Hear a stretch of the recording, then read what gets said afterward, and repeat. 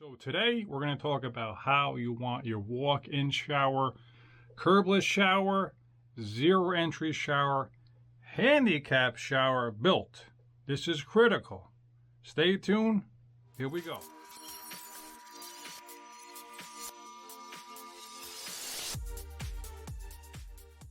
Welcome back, guys. Donnie D here. And today we're going to talk about how you want to have your walk-in shower built. Specifically, a tiled walk-in shower that has a curb to it that you step over, a curbless shower, zero entry shower, or a handicap shower. How you want your shower built? I don't have this written out, so I'm basically telling you from my experience of 26 years in the field doing the actual work, not hiring someone else to do it, doing it actually myself in this business for many years now. How you want it built? Well, first, when it comes to the shower, we're not going to be talking about the plumbing or any of that kind of stuff, but you want to have all those fixtures picked out and whatnot. But when it comes to the tile work and building the shower, when you're doing your remodel, your renovation, first thing you want to do when it comes to walk-in showers, you got to address the framing of the shower. Okay, is the framing 16 on center or is it wider? Most areas you want it to be 16 on center, if not closer. 16 on center is where most houses are built. If you go wider than that, then you're gonna have to add blocking and studs to get the framing rock solid for the tile installation. Once we got the structure pretty strong, pretty tight, well, we gotta check to make sure everything is plumb as we could get and flat. There's many ways to address the plumbing prior to putting up to your wallboard, but you want to address the framing because a lot of times the studs are in and out here and there, and you don't want that to magnify a tile installation because any little discrepancies with the framing will be magnified by the time you get to the tile installation. Okay, now we got that sorted out. Now we want to pick a wallboard. Now there's many wall boards on the market. The least expensive would be like a drywall that you still have to waterproof over. I don't recommend that. Then you have a cement board, then you have fiber cement, cementitious board, and then you have your foam board.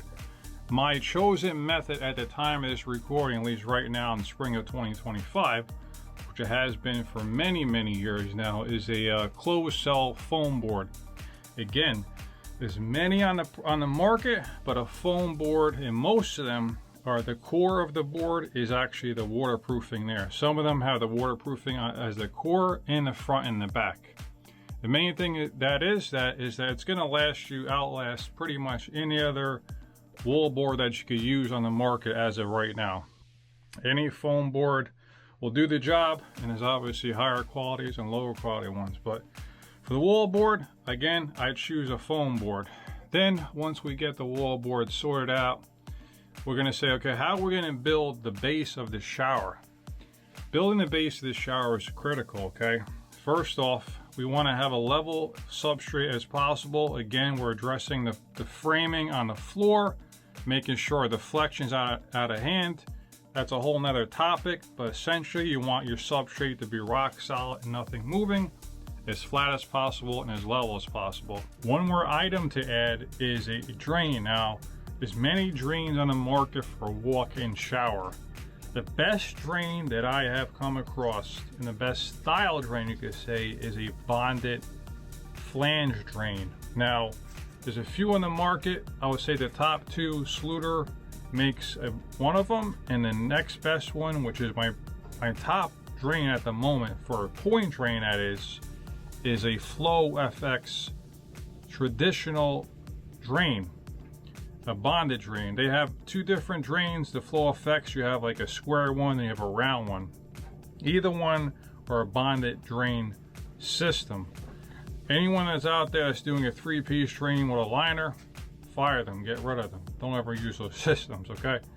Anyway, best drain in the market, Flow FX bonded drain at the moment right now. There's a few ways to build your shower base. Most DIYers and even a lot of contractors that don't have experience doing mud work will prefer a foam pan, which is a pre-made, pre-slope pan.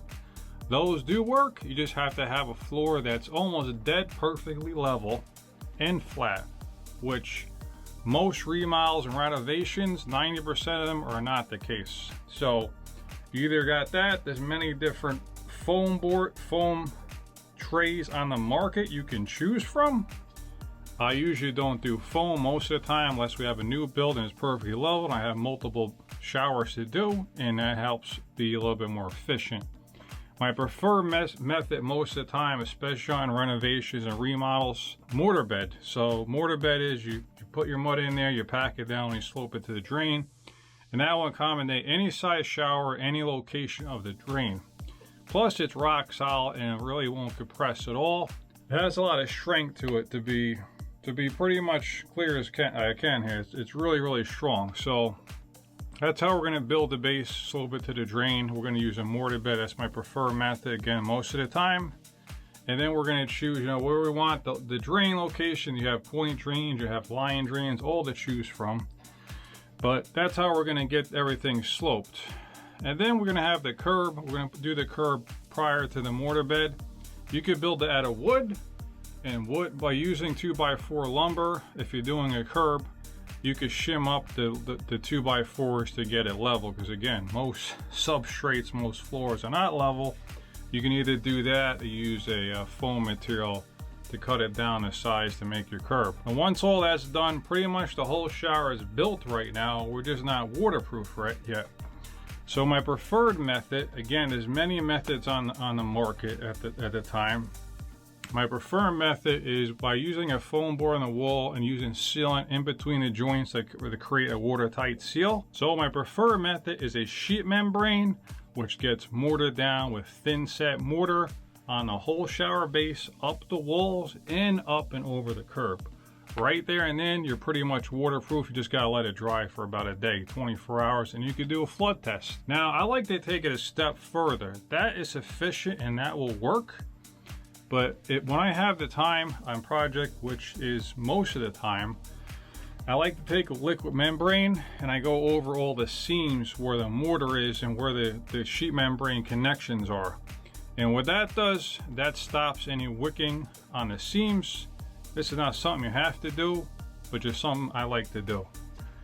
So that's how I'm gonna build my walk-in shower to be ready for a tile installation.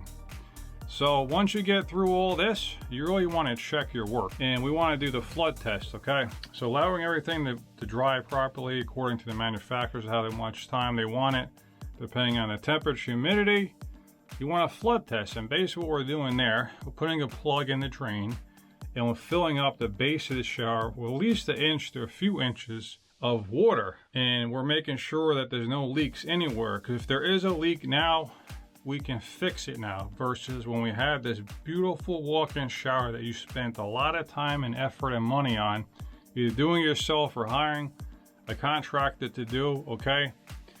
It's a big problem to try to find a little pinhole after the fact and fix a leak. So we want to make sure we always do the flood test, which most times we have the time to do that. So once you get all through that, it passes the flood test, and then you're ready for tile. Now, when we're doing a curbless shower, zero entry shower, handicap style shower, we're still going to do a flood test on that. We just have to create a dam around the perimeter where the slope pretty much stops on the shower. Allow us to build a dam there and basically just flood test it there so we don't have water coming out the shower. So this way we can test all the seams around the whole shower. So that's pretty much all I got for you guys today. If you have any questions, comments, concerns, maybe you can add to this, but that's pretty much what comes to my mind doing this for 26 years, how you want a walk-in shower built. My name is Donnie, and my company name is Donnie D's Tile and Remodeling, and I am located in Spotswood, New Jersey. If you need help with your project, feel free to reach out to me. Go to dtilenj.com. Fill out my consultation form and you will hear back from me. Or maybe you're not located anywhere near my area and need help with building your walk-in shower. Well, I do offer consulting, so feel free to reach out to my email. Send me an email, we set up a day and a time. We could do some consulting. I could walk you through the whole process of how you really want your walk-in shower built. Again, I hope this helps you, and I will see you on the next video. Donnie D, signing off.